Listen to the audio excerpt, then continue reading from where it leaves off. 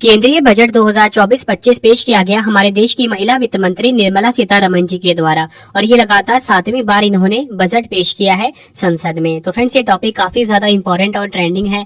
अगर आप किसी भी एग्जाम की तैयारी कर रहे हो तो फ्रेंड्स वो सभी क्वेश्चन जो आपके एग्जाम के लिए इंपॉर्टेंट रह सकते हैं वो मैं आपके लिए इस वीडियो में लेकर आया हूँ।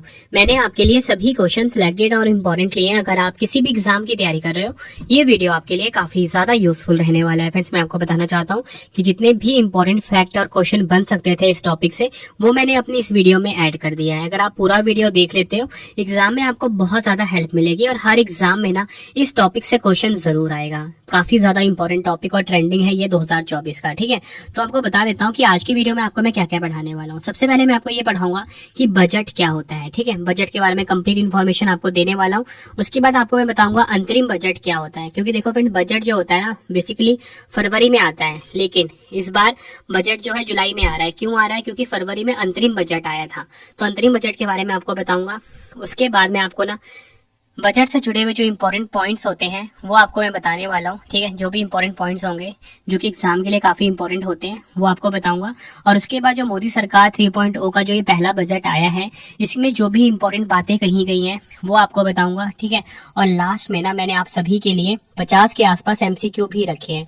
तो पूरा वीडियो आप जरूर देखना फ्रेंड्स, बहुत ज्यादा आपको हेल्प मिलने वाली है आपके एग्जाम में। ठीक है, तो चलिए हम स्टार्ट कर लेते हैं आज के पहले इंपॉर्टेंट पॉइंट से। सबसे पहले मैं आपको ये बता देता हूँ कि बजट क्या होता है। बजट एक निश्चित अवधि आमतौर पर एक वर्ष के लिए वार्षिक वित्तीय विवरण होता है जो अनुमानित आय और व्यय की रूपरेखा प्रस्तुत करता है। इसका उपयोग वित्तीय संसाधनों के प्रबंधन और संसाधनों के जुटाव, राजकोषीय समेकन आदि जैसे विशिष्ट लक्ष्यों को प्राप्त करने के लिए एक उपकरण के रूप में किया जाता है। अगर हम आगे समझें कि बजट क्या होता है तो बजट सरकार के व्यय कर लगाने की योजना है और अन्य लेन देनों जो अर्थव्यवस्था और नागरिकों के जीवन को प्रभावित करते हैं का ब्लूप्रिंट होता है।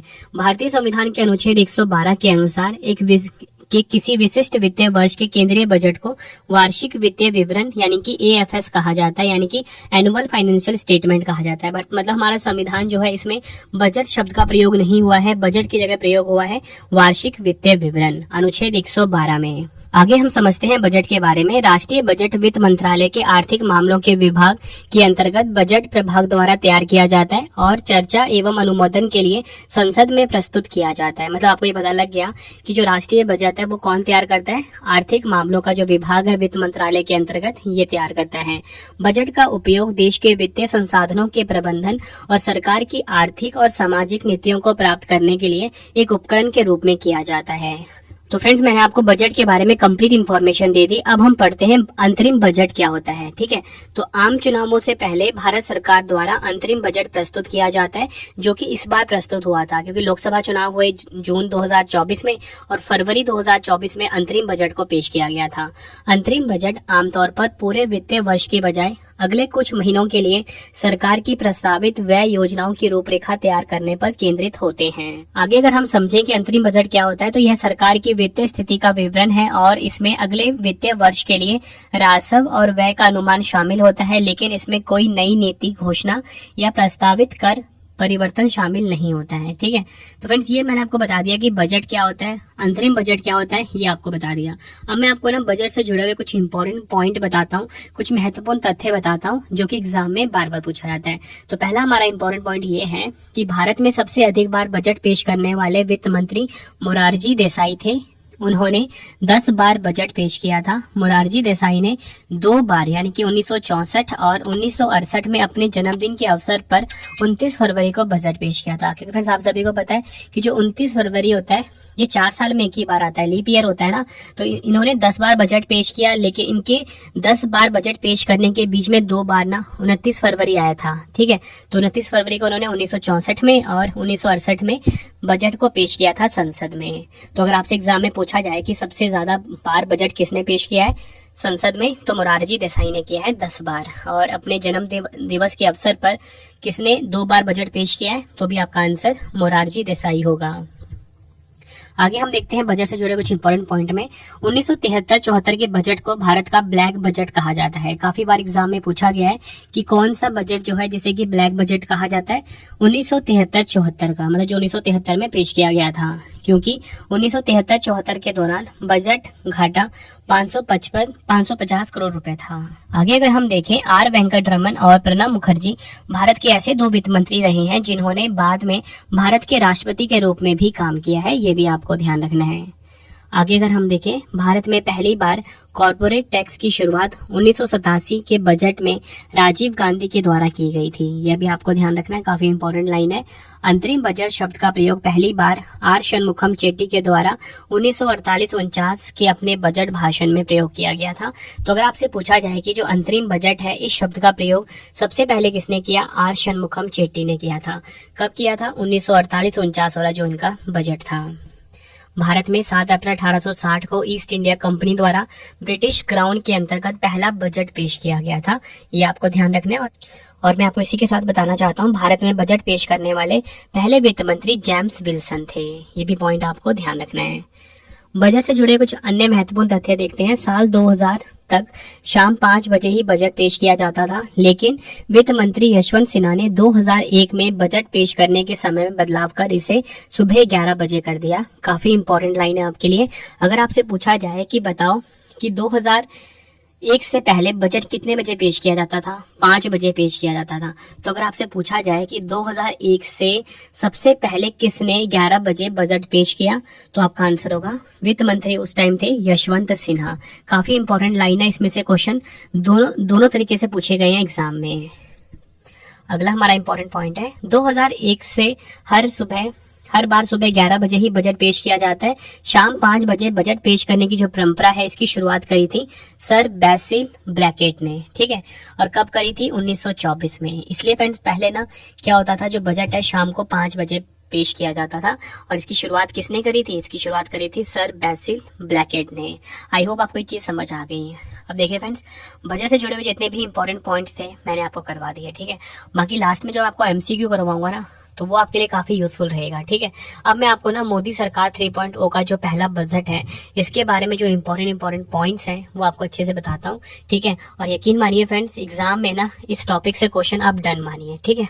तो हमारा पहला पॉइंट है, प्रधानमंत्री नरेंद्र मोदी के नेतृत्व वाली मोदी 3.0 सरकार का पहला बजट 23 जुलाई 2024 को पेश किया गया है। वित्त मंत्री निर्मला सीतारमण जी ने 2024-25 का केंद्रीय बजट पेश किया, और इनका जो बजट का भाषण था वो था 1 घंटे 20 से 25 मिनट, ठीक है। तो आपको ये ध्यान रखना है, आपसे पूछा जा सकता है कि इन्होंने कितने घंटे भाषण दिया है, 1 घंटे 20 से 25 मिनट के बीच, ठीक है। आगे अगर हम समझे, 18वीं लोकसभा का संसद सत्र 22 जुलाई को शुरू हो गया। पहले दिन पेश हुए आर्थिक सर्वेक्षण के बाद 23 जुलाई 2024 को वित्त मंत्री निर्मला सीतारमण 2024-25 के लिए वार्षिक वित्तीय बजट इन्होंने पेश किया। यह मोदी सरकार का 11वां पूर्णकालिक बजट होगा, जबकि तीसरे टर्म का पहला बजट है, ये आपको ध्यान रखना है। मतलब कि जो मोदी सरकार आप सभी को पता है कि 2014 में बनी थी, ठीक है। तब से अब तक का इनका ये 11वां पूर्णकालिक बजट है, और जबकि जो तीसरा टर्म इनका शुरू हुआ है, अब जब तीसरी बार प्रधानमंत्री बने हैं, तो इनका ये पहला बजट था। आगे अगर हम समझे, निर्मला सीतारमण लगातार 7 बार बजट पेश करने वाली पहली महिला वित्त मंत्री बन गई है, पहली वित्त मंत्री बनी है, ठीक है। इन्होंने इस मामले में मोरारजी देसाई को पीछे छोड़ दिया, जिन्होंने लगातार 6 बार बजट पेश किया था। मैंने आपको ऊपर समझाया था कि जो मोरारजी राज देसाई है, इन्होंने टोटल मिला के 10 बार बजट पेश किया है। लेकिन अगर हम बात करें लगातार कितनी बार किया है, तो लगातार 6 बार किया है। तो इनका जो रिकॉर्ड तोड़ा है ना, वो किसने तोड़ा है? ये तोड़ा है निर्मला सीतारमण जी ने, जो कि हमारे देश की पहली महिला पूर्णकालिक वित्त मंत्री है, ठीक है। वैसे तो वित्त मंत्री पहले थी इंदिरा गांधी, लेकिन पूरे टर्म के लिए जो बनी है वो निर्मला सीतारमण जी हैं, और इन्होंने लगातार 7 बार बजट पेश करके किनका रिकॉर्ड तोड़ा? मोरारजी देसाई का, लगातार 6 बार का। आगे अगर हम समझें कि ना इस बार जुलाई में ही क्यों पेश हो रहा है बजट, इसके बारे में बता देता हूँ। वित्त मंत्री आमतौर पर सालाना केंद्रीय बजट पेश करती है फरवरी में, ठीक है। हालांकि लोकसभा चुनाव के कारण इस साल 2 बार बजट पेश हो रहा है। 1 फरवरी 2024 को अंतरिम बजट पेश किया गया था। सरकार के गठन के बाद पूर्ण केंद्रीय बजट पेश किया गया है अब की बार। अब मैं आपको बताता हूँ कि जो मोदी 3.0 बजट है, इसकी 9 प्राथमिकताएं क्या हैं, ये आपको पता होनी चाहिए, ठीक है। तो सबसे पहले है कृषि में उत्पादकता और लचीलापन, ठीक है। ये प्राथमिकता रखी गई है पहली। दूसरी है रोजगार और कौशल। तीसरा है समावेशी मानव विकास और सामाजिक न्याय। चौथा है उत्पादन और सेवाएं। 5वां है शहरी विकास। 6ठा है आधारभूत संरचना। 7वां है ऊर्जा स्वतंत्रता। 8वां है नवाचार, अनुसंधान और विकास। 9वां है अगली पीढ़ी के सुधार। टोटल मिला के ये 9 प्राथमिकताएं रखी गई हैं मोदी 3.0 बजट की। ठीक है फ्रेंड्स, हम ना बजट 2024 में जो टैक्सेस में चेंजमेंट हुआ है वो हम देख लेते हैं। ठीक है, संशोधित कर संरचना एक बार देख लेते हैं बजट 2024 का। तो मैं आपको बताना चाहता हूँ कि 0 से 3 लाख की कमाई पे कोई भी टैक्स नहीं लगेगा, ये आपको ध्यान रखना है। 3 से 7 लाख की कमाई पे 5% लगेगा। पहले क्या था ये? पहले ये 3 से 6 लाख था। ठीक है, अब कितना हो गया है? 3 से 7 लाख। और इसी के साथ अगर हम बात करें 7 से 10 लाख पे की कमाई पे कितना लगेगा? 10% का टैक्स। पहले कितना था ये? पहले था ये 6 से 9 लाख। और इसी के साथ 10 से 12 लाख की कमाई पे 15% का टैक्स लगेगा। पहले क्या था ये? 9 से 12 था। ठीक है, 12 से 15 लाख की कमाई पे 20% का टैक्स लगेगा, ये आपको ध्यान रखना है। पहले भी इतना ही था। और 15 लाख और उससे अधिक की कमाई पे 30% का टैक्स लगेगा। ये सभी फैक्ट आपको ध्यान रखने हैं। अब मैं आपको बता देता हूँ प्रमुख क्षेत्र का व्यय, मतलब कि किस पे सरकार ने कितना बजट रखा है। ठीक है, किस क्षेत्र पे कितना रखा है वो हम देख लेते हैं। रक्षा क्षेत्र पे जो बजट आवंटित हुआ है वो हुआ है 4,54,773 करोड़ रुपए, मतलब कि 4,54,773 करोड़ रुपए आवंटित हुए हैं। ठीक है, ग्रामीण विकास पे 2,65,808 करोड़ रुपए, कृषि एवं संबंध गतिविधियां में 1,51,851 करोड़ रुपए, गृह मामलों पर 1,50,983 करोड़ रुपए, शिक्षा पर 1,25,638 करोड़ रुपए। आगे अगर हम देखें बजट 2024-25 के जो मुख्य तथ्य हैं यानी कि इंपॉर्टेंट पॉइंट्स हैं, इनको देख लेते हैं। ये सभी पॉइंट आपके लिए काफी इंपॉर्टेंट रहने वाले हैं। तो जो हमारा पहला पॉइंट है, वित्त मंत्री निर्मला सीतारमण जी ने वित्त वर्ष 2025 के पूंजीगत व्यय को 11.11 लाख करोड़ रुपए पर अपरिवर्तित रखा है, जो पिछले वर्ष के संशोधित अनुमान 9.5 लाख करोड़ से 16.9% अधिक है। इसी के साथ मैं आपको बताना चाहता हूँ कुछ वित्तीय परिसंपत्तियों पर अल्पावधि पूंजीगत लाभ कर को संशोधित कर 20% किया गया है। वित्तीय परिसंपत्तियों पर दीर्घकालिक पूंजीगत लाभ कर को संशोधित कर 12.5% किया गया है। इसी के साथ अगर हम बात करें सोने चांदी पर, तो सोने चांदी पर जो सीमा शुल्क है घटाकर 6% कर दिया गया है। प्लैटिनम पर 6.4% किया गया है। लिथियम, कॉपर, कोबाल्ट को सीमा शुल्क से छूट दी गई है। और इसी के साथ अगर मैं आपको बताऊं वित्त वर्ष 2025 में वह 48.21 लाख करोड़ रुपए रहने का अनुमान लगाया गया है। और इसी के साथ वित्त वर्ष 2025 के लिए जो प्राप्तियां हैं 32.07 लाख करोड़ रुपए रहने का अनुमान है। इसी के साथ अगर हम बात करें वित्त वर्ष 2025 में जो राजकोषीय घाटा है सकल घरेलू उत्पाद का 4.9% रहने का अनुमान है, जबकि अंतरिम बजट में ये 5.1% था। आगे अगर हम समझें अगले वर्ष राजकोषीय घाटे को 4.5% से नीचे लाने का लक्ष्य रखा गया है, ये भी आपको ध्यान रखना है। आगे अगर हम इम्पोर्टेंट पॉइंट देखें, निवेश के लिए तैयार प्लग एंड प्ले औद्योगिक पार्क 100 शहरों में या शहरों के पास विकसित किए जाएंगे, ये आपको ध्यान रखना है। और इसी के साथ 5 वर्षों में हब एंड स्कोप व्यवस्था में 1000 ITI को अपग्रेड किया जाएगा। 5 साल में भारत की शीर्ष कंपनियों द्वारा 1 करोड़ युवाओं को कुशल बनाया जाएगा, ये भी आपको ध्यान रखना है। ये बात कही गई है बजट 2024-25 में निर्मला सीतारमण जी के द्वारा। आगे उन्होंने बात कही है वो ये कही है 5,000 रुपए के मासिक भत्ते के साथ 12 महीने की प्रधानमंत्री इंटर्नशिप दी जाएगी। कृषि और संबद्ध क्षेत्रों के लिए 1.52 लाख करोड़ रुपए का प्रावधान किया गया है और 10,000 जैव अनुसंधान केंद्र स्थापित किए जाएंगे। आगे अगर हम देखें जो बजट 2024-25 में बात कही गई है, बजट 2024 में 4 जातियों पर फोकस किया गया है, गरीब, महिलाएं, युवा और अन्नदाता। ठीक है, केंद्रीय वित्त मंत्री निर्मला सीतारमण जी ने अपने बजट भाषण में अगले 5 वर्षों में लगभग 4.1 करोड़ युवाओं के लिए रोजगार सृजन का प्रस्ताव रखा है। इसके लिए वित्त मंत्री ने 2 लाख करोड़ रुपए का आवंटन किया है, ये आपको ध्यान रखना है। आगे अगर हम बात करें, वित्त मंत्री ने घोषणा की है कि 25,000 ग्रामीण बस्तियों को 12 मासी सड़क उपलब्ध कराने के लिए प्रधानमंत्री ग्राम सड़क योजना का चरण 4 शुरू किया जाएगा। वित्त मंत्री ने घोषणा की है कि स्ट्रीट वेंडर्स के लिए PM स्वनिधि योजना के आधार पर अगले 5 वर्षों में चुनिंदा शहरों में 100 साप्ताहिक हाटों को बढ़ावा देने की योजना बनाई जाएगी। आगे अगर हम देखें बजट 2024-25 में क्या बातें कही गई, प्राइवेट सेक्टर को हर एरिया में सरकार की स्कीम्स के जरिए मदद दी जाएगी। नेशनल कंपनी लॉ ट्रिब्यूनल के जरिए 3.3 लाख करोड़ रुपए कंपनियों को दिए जाएंगे। आगे अगर हम बात करें सीडीबी की पहुंच बढ़ाने के लिए अगले 3 साल में नई ब्रांच खोली जाएंगी। इनमें से 24 ब्रांच इसी साल खुलेंगी। सरकार इंटर्नशिप के लिए 500 टॉप कंपनियों में 5 करोड़ युवाओं को इंटर्नशिप प्रदान करने का प्रावधान करेगी। आगे जो बात कही गई है वो ये कही गई है, प्रधानमंत्री आवास योजना शहरी के तहत 10 लाख करोड़ रुपए के निवेश से 1 करोड़ गरीब और मध्यम वर्गीय परिवारों की आवास संबंधी जरूरतों को पूरा किया जाएगा। इसमें अगले 5 वर्षों में 2.2 लाख करोड़ रुपए की केंद्रीय सहायता शामिल है। आगे अगर हम देखें, वित्त मंत्री निर्मला सीतारमण जी ने घोषणा की है कि एमएसएमई के लिए ऋण सहायता मुद्रा ऋण सीमा उन लोगों के लिए 10 लाख रुपए से बढ़ाकर 20 लाख रुपए की जाएगी जिन्होंने पहले तरुण श्रेणी के तहत ऋण लिया है और सफलतापूर्वक चुकाया है। आगे हम समझते हैं फ्रेंड्स, कुछ ही देर में ना फ्रेंड्स आपका एमसीक्यू वाला पार्ट भी शुरू होने वाला है। ठीक है कि बजट 2024-25 में जो मुख्य बातें कही गई हैं वो क्या है।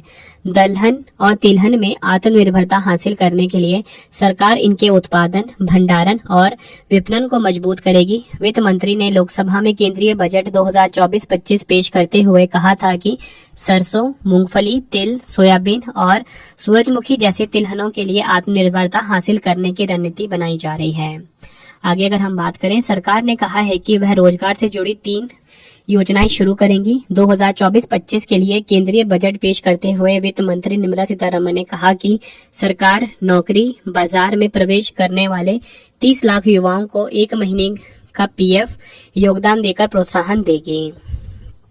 आगे जो बात कही गई है वो भी हम देख लेते हैं।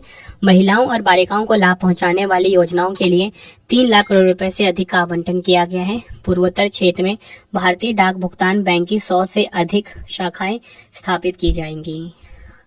नेक्स्ट है, बिहार में सड़क प्रोजेक्ट के लिए 26,000 करोड़ रुपए के पैकेज का ऐलान किया गया है। बिहार में 21,000 करोड़ के पावर प्लांट का भी ऐलान किया गया है। इसके अलावा बिहार को वित्तीय सहायता मिलेगी। आंध्र प्रदेश को लगभग 15,000 करोड़ का पैकेज मिलेगा। आगे हम देखते हैं, सरकार घरेलू संस्थानों में उच्च शिक्षा के लिए 10 लाख रुपए तक के ऋण के लिए वित्तीय सहायता प्रदान करेगी। वित्त मंत्री ने घोषणा की है कि अंतरिक्ष अर्थव्यवस्था के लिए, जिसे सरकार अगले 10 वर्षों में 5 गुना तक बढ़ाने पर जोर दे रही है, 1,000 करोड़ रुपए का उद्यम पूंजी कोष स्थापित किया जाएगा। आगे देखते हैं हम बजट 2024-25 की जो मुख्य बातें हैं। 100 बड़े शहरों के लिए जलापूर्ति सीवेज ट्रीटमेंट के लिए परियोजनाएं शुरू की जाएंगी। 30 लाख से अधिक आबादी वाले 14 बड़े शहरों में आवागमन के लिए विकास परियोजनाएं शुरू की जाएंगी। पीएम आवास योजना शहरी 2.0 के तहत 1 करोड़ शहरी और मध्यम वर्ग के परिवारों को लाभ मिलेगा। चयनित शहरों में 100 साप्ताहिक हॉट और स्ट्रीट फूड हब बनाए जाएंगे। आगे हम देखते हैं, बिहार में पर्यटन पर बजट में जोर दिया गया है। नालंदा में पर्यटन का विकास किया जाएगा। बिहार में राजगीर टूरिस्ट सेंटर का निर्माण किया जाएगा। बाढ़ आपदा पर बिहार के लिए 11,000 करोड़ का प्रावधान किया गया है। तो फ्रेंड्स, ये आपको मैंने जितने भी इंपॉर्टेंट पॉइंट्स थे बजट 2024-25 से जुड़े हुए वो मैंने आपको करवा दिए। ठीक है फ्रेंड्स, हमारी इस वीडियो का जो आखिरी पार्ट है, काफी इंपॉर्टेंट पार्ट है, वो ये है कि अब हम एमसीक्यू पढ़ने वाले हैं। और आपको मैं बता देता हूँ कि कितने एमसीक्यू मैं आपको पढ़ाऊंगा, जिसमें कि आपका ये पूरा टॉपिक कंप्लीट हो जाएगा। 37 के आसपास एमसीक्यू करवाने वाला हूँ। पूरा वीडियो आप जरूर देखे जाना, बहुत ज्यादा आपको हेल्प मिलने वाली है मेरी इस वीडियो से।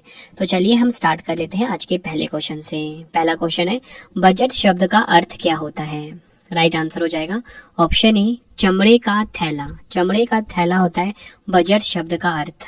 देखिए फ्रेंड्स, ये जो बजट शब्द है इसका मतलब चमड़े का थैला कैसे बढ़ता है ये आपको बताता हूँ। ये जो फ्रेंड बजट शब्द है ना, ठीक है, आपको बताना चाहता हूँ, बजट शब्द जो है ये जो फ्रेंच भाषा का शब्द है बूजेट, ठीक है, फ्रेंच भाषा का शब्द है बूजेट, इससे आया है। और जो बूजेट शब्द है ना, इसकी उत्पत्ति हुई है फ्रेंच भाषा का जो लैटिन वर्ड है जिसका नाम होता है बुल्गा, ठीक है, इससे हुई है। और बुल्गा का मतलब क्या होता है? चमड़े का थैला। आई होप आपको समझ आ गया होगा। तो चलिए अगला क्वेश्चन देख लेते हैं। भारत में पहला बजट कब पेश किया गया था? राइट आंसर हो जाएगा ऑप्शन ए, 18 फरवरी 1860 को भारत में पहला बजट जो है ये पेश किया गया था। भारत में पहला बजट 18 फरवरी 1860 को किसने पेश किया था? राइट आंसर हो जाएगा option C, East India Company के जेम्स विल्सन ने। ईस्ट इंडिया कंपनी का जो जेम्स विल्सन है, इसने भारत में पहला बजट 18 फरवरी 1860 को पेश किया था। अगला क्वेश्चन है, भारत में पहली बार कॉर्पोरेट टैक्स की शुरुआत 1987 के बजट में किसके द्वारा की गई थी? राइट आंसर हो जाता है इस क्वेश्चन का हमारा ऑप्शन सी, राजीव गांधी। ये आपको ध्यान रखना है। नेक्स्ट है हमारा क्वेश्चन, भारत में बजट प्रणाली वायसरॉय के कार्यकाल के दौरान की गई थी? राइट आंसर हो जाएगा ऑप्शन बी, लॉर्ड कैनिंग। ये आपको ध्यान रखना है, लॉर्ड कैनिंग जो वायसरॉय था, इसके कार्यकाल के दौरान भारत में बजट प्रणाली की शुरुआत की गई थी। फ्रेंड्स, अगर आपको वीडियो की क्वालिटी, वीडियो का कंटेंट और आपके रवि सर की मेहनत पसंद आ रही है, वीडियो को लाइक और शेयर जरूर करें। कमेंट बॉक्स में अपना फीडबैक भी दें कि आपको वीडियो कैसी लगती है। अगला क्वेश्चन है हमारा, संविधान में बजट शब्द की जगह क्या प्रयोग हुआ है? आंसर हो जाएगा ऑप्शन सी, उपयुक्त दोनों। एनुअल फाइनेंशियल स्टेटमेंट और वार्षिक वित्तीय विवरण, ये प्रयोग हुआ है संविधान में बजट शब्द की जगह। अगला क्वेश्चन है, किस वर्ष के बजट को भारत का काला बजट कहा जाता है? राइट आंसर हो जाएगा ऑप्शन सी, 1973-74 का जो बजट है, इसे काला बजट कहा जाता है। अगला क्वेश्चन, बजट को एक नियत अवधि के दौरान अनुमानित प्राप्तियों और व्यय के विवरण के रूप में किसने परिभाषित किया है? मोस्ट इंपॉर्टेंट क्वेश्चन है ये। राइट आंसर हो जाएगा ऑप्शन बी, लेरॉय ब्यूलियो। ये नाम आपको ध्यान रखना है। नेक्स्ट है हमारा क्वेश्चन, संसद में केंद्रीय बजट की तैयारी और प्रस्तुति के लिए निम्नलिखित में से कौन सा जिम्मेदार है? राइट आंसर हो जाएगा ऑप्शन बी, आर्थिक मामलों का विभाग। ये आपको ध्यान रखना है। नेक्स्ट है हमारा क्वेश्चन, एक बजट दस्तावेज जो किसी विशेष वित्तीय वर्ष के लिए सरकार की राजस्व प्राप्तियों और राजस्व व्यय से संबंधित होता है, क्या कहलाता है? राइट आंसर हो जाएगा ऑप्शन ए, राजस्व बजट कहलाता है। अगला क्वेश्चन, वार्षिक वित्तीय विवरण का प्रावधान भारतीय संविधान के किस अनुच्छेद में है? राइट आंसर हो जाएगा ऑप्शन बी, अनुच्छेद 112। ये आपको ध्यान रखना है। वार्षिक वित्तीय विवरण का जो प्रावधान है, ये भारतीय संविधान के अनुच्छेद 112 में है। अगला क्वेश्चन है हमारा, किस वर्ष सर विलियम एकवर्थ की अध्यक्षता में ईस्ट इंडिया रेलवे कमेटी की सिफारिशों पर सामान्य सरकारी वित्त से रेलवे वित्त को अलग कर दिया गया? राइट आंसर हो जाता है इस क्वेश्चन का हमारा ऑप्शन बी, 1924। ये आपको ध्यान रखना है। 1924 में सर विलियम एकवर्थ की अध्यक्षता में ईस्ट इंडिया रेलवे कमेटी की सिफारिशों पर सामान्य सरकारी वित्त से रेलवे वित्त को अलग कर दिया गया। कब? 1924 में। और किस समिति की अध्यक्षता में? सर विलियम एकवर्थ की अध्यक्षता में। अगला क्वेश्चन, भारत का केंद्रीय बजट और रेलवे बजट किस वर्ष में विलय किया गया था? राइट आंसर हो जाएगा इस क्वेश्चन का हमारा ऑप्शन ए, 2016। फ्रेंड्स, कहीं कहीं पे आपको 2017 भी मिलता है, लेकिन राइट आंसर होगा 2016। अगला क्वेश्चन, किस वर्ष तक शाम 5 बजे ही बजट पेश किया जाता था? राइट आंसर हो जाएगा ऑप्शन ए, वर्ष 2000 तक। ये आपको ध्यान रखना है। नेक्स्ट है हमारा क्वेश्चन, शाम 5 बजे बजट पेश करने की परंपरा की शुरुआत सर बैसिल ब्लैकेट द्वारा किस वर्ष शुरू की गई थी? राइट आंसर हो जाएगा ऑप्शन सी, वर्ष 1924 में। ये आपको ध्यान रखना है। अगला क्वेश्चन है, कौन सा मंत्रालय बजट तैयार करता है? राइट आंसर हो जाएगा ऑप्शन डी, वित्त मंत्रालय। वित्त मंत्रालय जो है ये बजट तैयार करता है, ये आपको ध्यान रखना है। अगला क्वेश्चन, स्वतंत्र भारत का पहला बजट किसने पेश किया था? आंसर हो जाता है ऑप्शन डी, आर.के. शनमुखम चेट्टी ने स्वतंत्र भारत का पहला बजट पेश किया था 26 नवंबर 1947 को। संसद में कितनी बार पेपरलेस बजट को पेश किया गया है? राइट आंसर हो जाएगा ऑप्शन ए, 4 बार। संसद में टोटल मिला के 4 बार पेपरलेस बजट पेश किया गया है, ये आपको ध्यान रखना है। अगला क्वेश्चन है, निम्नलिखित में से कौन सा बजट भारत का पहला पेपरलेस बजट प्रस्तुति है? आंसर हो जाता है ऑप्शन ए, बजट 2021-22 वाला। ये आपको ध्यान रखना है। बजट 2021 में पहली बार पेपरलेस बजट पेश किया गया था। भारत की पहली पूर्णकालिक महिला वित्त मंत्री कौन है? आंसर हो जाता है ऑप्शन बी, निर्मला सीतारमण जी भारत की पहली पूर्णकालिक महिला वित्त मंत्री हैं। ये आपको ध्यान रखना है, जो कि अपने पूरे टर्म के लिए यानी कि पूरे 5 साल के लिए वित्त मंत्री बनी है। अगला क्वेश्चन, भारत की पहली महिला वित्त मंत्री कौन है? आंसर हो जाता है ऑप्शन ए, इंदिरा गांधी। अगला क्वेश्चन, बजट में क्या होता है? राइट आंसर हो जाएगा ऑप्शन डी, उपयुक्त सभी, यानी कि सरकार की आमदनी और प्रस्तावित योजनाओं पर होने वाले खर्च का विवरण, सरकार की कमाई और खर्च का ब्यौरा, मंत्रालय को उनके खर्च के लिए धनराशि का आवंटन, ये सब कुछ होता है बजट में। लगातार 7 बार बजट पेश करने वाली पहली महिला वित्त मंत्री कौन बनी? राइट आंसर हो जाएगा इस क्वेश्चन का ऑप्शन ए, निर्मला सीतारमण जी। ये आपको ध्यान रखना है। नेक्स्ट है हमारा क्वेश्चन, भारत में शून्य बेस बजट का प्रयोग पहली बार किस वर्ष से किया गया था? राइट आंसर हो जाएगा इस क्वेश्चन का हमारा ऑप्शन डी, 1987 से। नेक्स्ट है, किसने भारत में सबसे लंबा बजट भाषण दिया है? राइट आंसर हो जाएगा ऑप्शन ए, निर्मला सीतारमण जी ने भारत में सबसे लंबा बजट भाषण दिया है। ये आपको ध्यान रखना है। और फ्रेंड्स आपको बताना चाहता हूँ इनकी जो बजट की ड्यूरेशन थी लॉन्गेस्ट, वो थी 2 आवर्स, ठीक है, 40 मिनट्स, मतलब 2 घंटे 40 मिनट।